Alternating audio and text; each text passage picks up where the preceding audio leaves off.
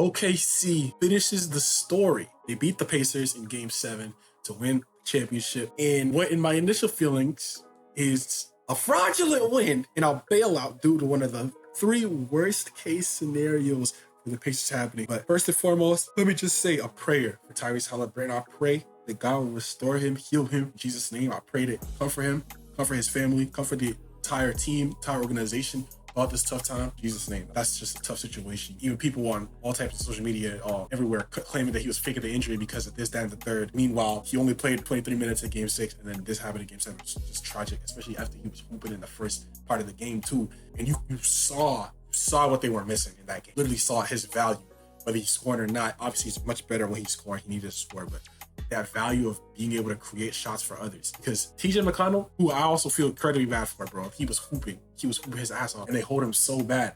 But even with his scoring capability, having a secondary creator is so crucial. But even though Nembhard can play point as well, just it's not the same level. And against like this kind of defense with OKC, you need someone who can create the paint, who has that vision, who knows what guys are at all times and know how to move around and create open shots and create good shots for others. Like part of the reason why Pacers had so many turnovers in that Game 7 was because they didn't have a guy who could consistently handle the ball, bring it up the court with all that pressure, pass the ball, place at the right time. And even like the height, because TJ is kind of like a mini Tyrese sometimes. Their shot die is different, but in terms of like creating for others, he can substitute a little bit what Tyrese does, but just that height that Tyrese has and how he uses his body to create angles and stuff like that is sorely missed. And when I saw at halftime, and OKC, honestly, they weren't even hooping like that. Like I thought, okay, boom, OKC's gonna bounce back in Game 7 and it's gonna be a tough game, but OKC's gonna bounce back. It took them time, and it got to halftime. Even though there's the rule, okay, Pacers up at halftime, they win, obviously, completely different team.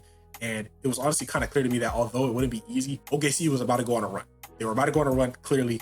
And I was like, I don't know if the Indy has the facilities to stop them without Hallie. Sure enough, they went on a run. Indy could not find that offense. Hell turnovers. The shots they were taking were bad. And then Chet actually started clamping up, so it started getting bad. It's just tough. But shout out TJ McConnell, bro. Shout out TJ McConnell. We will never forget. I promise you, we will never forget the TJ McConnell finals run if this is the only one, because it's so tough, because you never know when you go back to the NBA finals.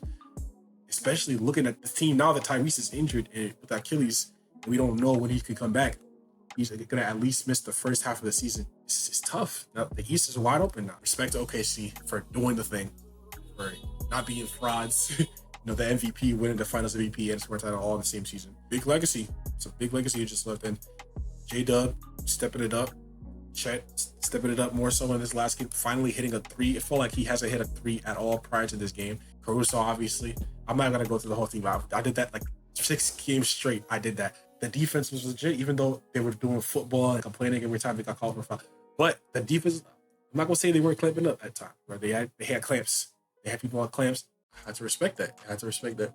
And as a young person myself, seeing young people win and beat the allegations that, okay, because a team is young, they just can't win. And also the allegations that, okay, because they haven't made it to the NBA finals, they'll never make the finals. Or because they haven't won a championship, they'll never win a championship. That's basically a lot of the takes where it was like, oh, until they win a championship, they'll never win a championship. But it's just like, okay, like no nuance into the takes whatsoever. So that fact, and then being the youngest team, the second youngest team to ever win a finals on average. One of the youngest teams ever to win the NBA finals.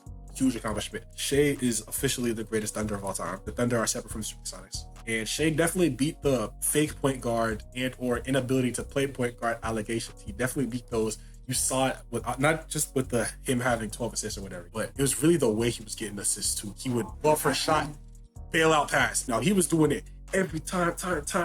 Getting up there, boom, pass the Chet on the wing.